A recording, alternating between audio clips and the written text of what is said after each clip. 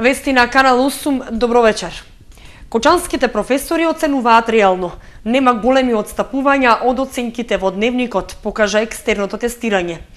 4,07 е просечна оценка што ја добија матурантите од гимназијата и 2,97 од средното општинско училиште Гошо Викентиев. Во Виничката гимназија средна оценка е 3,42. Професорите оценуваат реално, покажа екстерното тестирање спроведено на матурантите во кочанските средни училишта. Средната оценка од екстерното со мал незабележителен процент отстапува од оценките во дневникот.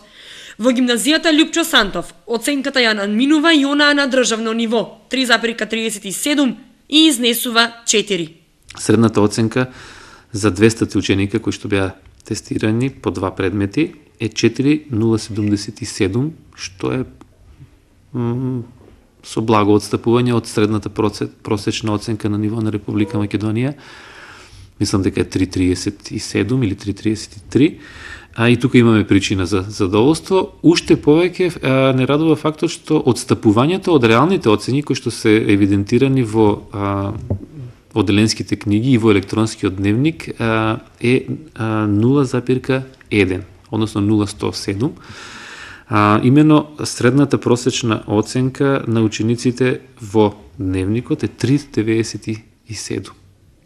И тоа е нешто што не прави среќни и горди на објективноста на учениците и на професорите, на наставниот кадар. Во средното Гошо Викентиев средната оценка од екстерното тестирање е 2,97, но и тука нема големо отстапување од оценките во дневникот, истакна директорот Димче Сребренов. Во ова училиште досега само еден ученик има поднесено приговор за жалба, од причина што има полагано, но нема добиено оценка на тестот. Во Виничката гимназија Ванчо Прке состојбата е слична како кочанските училишта. Просечната оценка од екстерното изнесува 3,42 и нема отстапувања од оценките во дневникот, информираше директорот Зоран Чоангелов.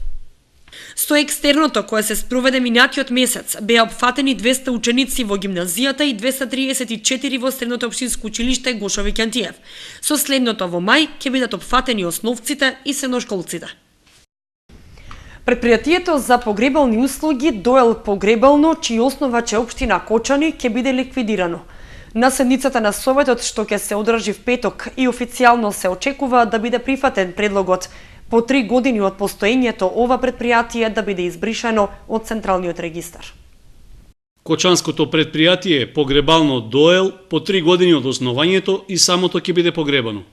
Таков е епилогот од донесената пресуда на Висшиот управен суд по жалбата на предпријатието за престанок на неговото работење. Во образложението од судот се вели дека доказите што биле приложени се спротивни од одредбите во Законот за гробишти и погребални услуги, односно дека во овој случај основач на ваков правен субјект не може да биде локалната самоуправа. Исто така, стои дека предпријатието не може да управува со гробиштата и да дава погребални услуги, заради избегнување на негова монополска положба во однос на сличните предпријатија. Тоа всушност е и главната причина поради која е донесена ваквата пресуда, што е последна правна можност и со што практично се става крај на работењето на погребално. На следната седница на Советот, што треба да се одржи в петок, советниците ќе немаат друга можност освен да ја прифатат предлог одлуката за ликвидација на фирмата што сами ја основаа. Според документот што ќе се најде пред нив на разгледување, тие ќе треба да го разрешат досегашниот директор и да се согласат да се назначи ликвидатор. 5 вработени од погребално ќе се вратат во комуналното предпријатие Водовод, од каде и беа преземени. Исто така, и возилата и останатите основни средства ќе му бидат вратени на основачот, односно на општина Кочани. Од ваквата завршница со погребално најмногу штета ќе имаат граѓаните. Пропад на обидот ова предпријатие да биде своевиден регулатор на цените за услугите за погребување, така што приватните оператори ќе останат сами на пазарот. Според ценовникот што ги нудеше предпријатието, тоа беше за 30 до 40% поевтино во однос на другите даватели на услугите. Останува отворено прашањето дали ќе се изнајде начин слично предпријатие повторно да заживее, но наместо општината тоа да добие друг основач. Во општина Кочани во моментот има 2 оператори за погребални услуги, кај кои практично и нема разлика во цените што ги нудат за своите услуги. Покрај акцијата Ден на дрвото, Македонија од годинава ќе добие и национална акција Ден на розите. Таа ќе се спроведе на првиот ден од пролета, а согласност донел и Источниот плански регион. Минатогодишната активност за засадување рози, што се спроведе во Скопје, од годинава ќе добие национален карактер. Планските региони во државата на заеднички состанок од пред 10 дена го прифатиле предлогот за реализирање на проектот Македонија земја на цвеќето, земја на розите. Со неа ќе се организира засадување садници на рози на булеварите и на другите зелени јавни површини во градските средини. На минатонеделната средба на Источниот плански регион, градоначалниците биле запознати со идејата и таа едногласно била поддржана. Едногласно е прифатен предлогот од владата и од Министерството за животна средина да и во нашиот регион, како и во останатите, на 21 март се садат рози. Вие го знаете значењето на розите. На овој дел апсолутно никаква реакција немаше од страната на градоначалниците. Оваа година ќе се спроведе само во урбаните средини и ќе учествуваат заедно со општините и основните училишта. Според Здравева, се очекува покрај општините и училиштата во активноста да се вклучат и бизнис заедницата и невладиниот сектор во секој регион. Трошоците за организирање на проектот ќе и покријат регионите, а постои можност за дополнителна поддршка од спонзори. Се планира кампањата да продолжи и во есенскиот период со засадување садници од бреза, јавор и јасен. Со тоа, освен акцијата Ден на дрвото, државата ќе добие уште една активност чија цел е подигање на еколошката свест, но и подобрување на естетскиот изглед на урбаните средини.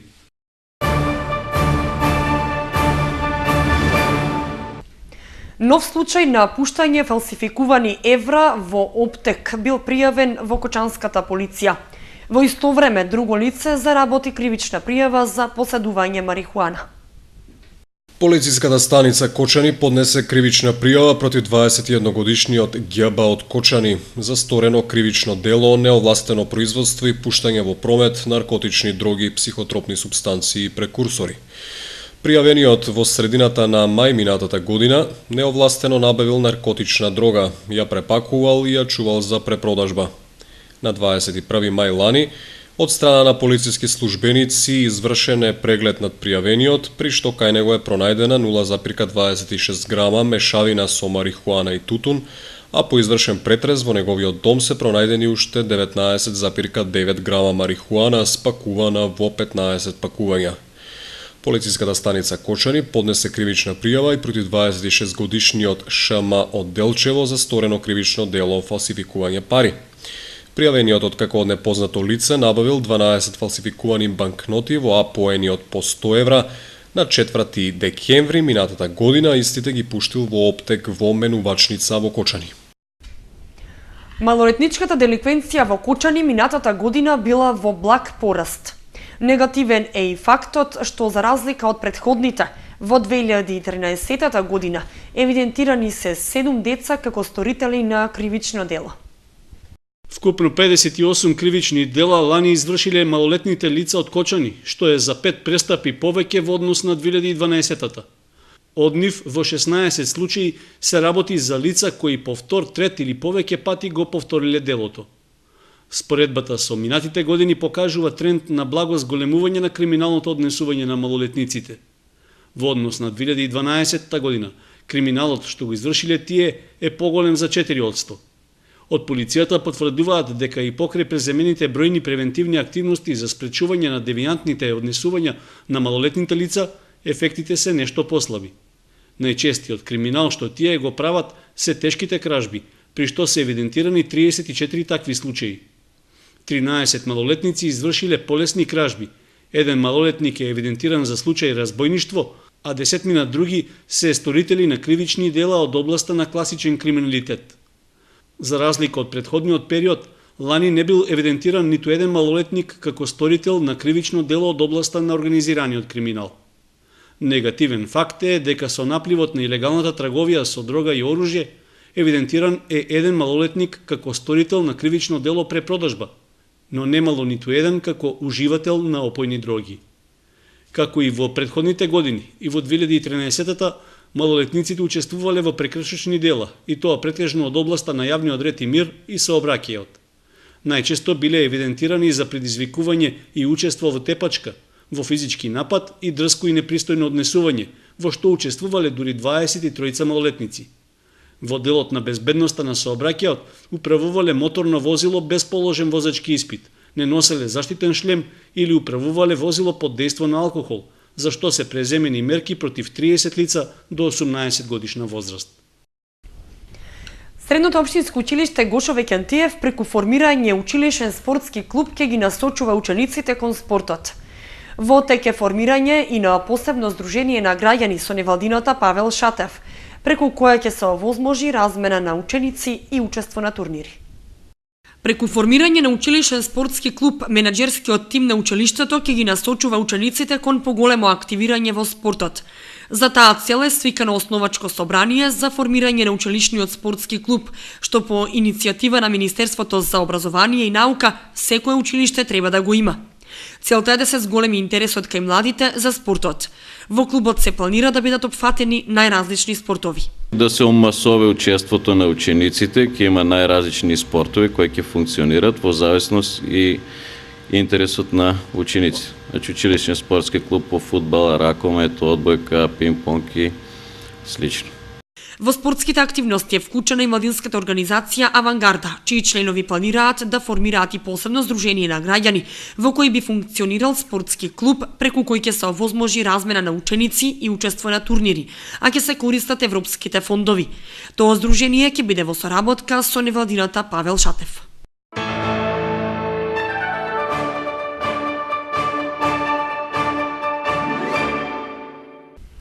Не се опивајте за празникот Свети Трифун, порачуваат свештениците. Традицијата може да се негува, но внимателно со алкохолот. Погрешно е досегашното мислење дека Свети Валентин е католички празник. Православен е и се слави на 12 август. Свети Трифун е православен празник, ден кога црквата го чествува празникот на светителот и заштитникот на лозарите и градинарите, и во никој случај не смее да се представува како пијаница, а уште помалку луѓето да се опиваат на тој ден, апелираат свештениците. Традицијата може да се негува, но не треба да се претерува со алкохолот. Свети Трифун никогаш не бил пијаница, како што го представуваат луѓето, никогаш не ни одгледувал лозија, ниту учествувал во такви собори. Чествувањето на светителите треба да биде молитвено и литургиски. Имено во нашите простори постои една традиција на овој ден да се закриуваат лозијата. Традицијата како традиција е прекрасна, но она што нас не загрижува нели како црква и што го загрижува свештенството при храмот е тоа што е појавата нели на некои начини на празнување кои што не се во склоп со учењето и преданието на христијанската православна црква, односно прославувањето со седенки, со пијанки, начин кој што воопшто нели не е доличен за прославување на еден светител и Божи угодник како што е нели и светиот великомаченик Трифун. Свети Валентин пак е православен празник, а не католички како што досега се тврдеше. Православната црква го празнува на 12 август.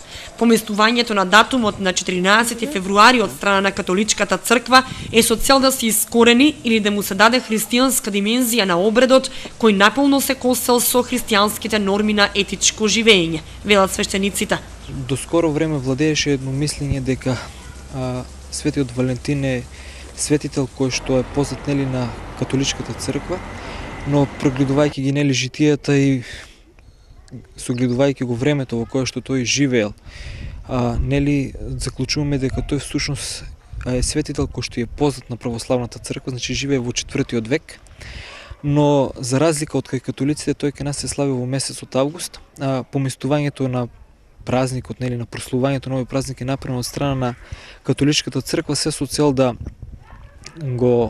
даде на еден празник кој што е пагански, да му даде една христијанска димензија. Нема потреба од одредени денови или празници за да се изрази љубов на некого или да се изненади со подарок, додава Арсовски, и ги поканува верниците на денот на чествувањето на Свети Трифун да дојдат на светата божествена литургија, што ќе се отслужи во храмот Свети Великомаченик Ѓорги.